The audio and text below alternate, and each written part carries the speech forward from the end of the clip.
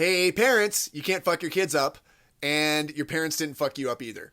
I'm not just talking about like, don't worry if you're not a perfect parent. I mean, zoom way out for just a second here, okay? A couple of years ago, after my near-death experience, I started talking about it publicly, and I was inundated with stories from other people who had them too, and with the research of near-death experiences. And thousands of these near-death experiences have been documented, especially in the last like 30 years. And it's across culture, across religion, across worldview, but there are themes that repeat. Okay, so one of those themes, we choose this. Before life, not just after life, we choose this. We choose this life. We choose our parents. We choose the challenges, even the crazy hard stuff, which I'll get to in a second.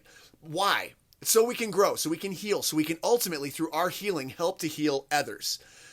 So some people come back saying, I chose my abuser. I chose the pain. At the soul level, we're here working out lessons together. Often meet God, and sometimes they meet Jesus. And if they meet Jesus, this is what Jesus regularly says in these near-death experiences. Something like, there is no death. Tell them not to be afraid. Does that sound biblical at all for all my Christian homies out there? Okay, maybe it doesn't fit your religion or your worldview. But even if it is BS, here is the cool part, okay? Try it on for size. Okay, it's not going to, if it's not your worldview, if it's not reality, then it won't matter if you try it on for size and it doesn't work. But what if you try it on for size? What if you really can't mess anything up? What if your kids chose you with all your flaws? What if you chose your parents with all of theirs so that you could learn some kind of lesson through that adversity?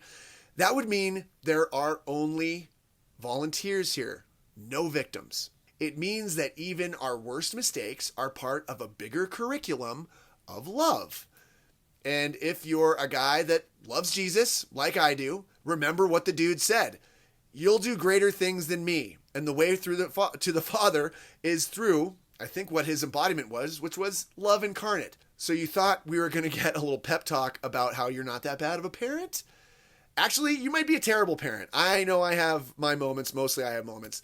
But what if your kids signed up for it? What if the terrible parents you had, my parents are amazing, but what if you had some terrible parents? Well, what if you signed up for them? I know that might be insulting, but just for a moment, just in that light, you can stop beating yourself up. In that light, you can stop carrying the weight. Because you can't fuck your kids up. You can only offer them lessons, and they can only choose whether to take those lessons and take those limitations or not.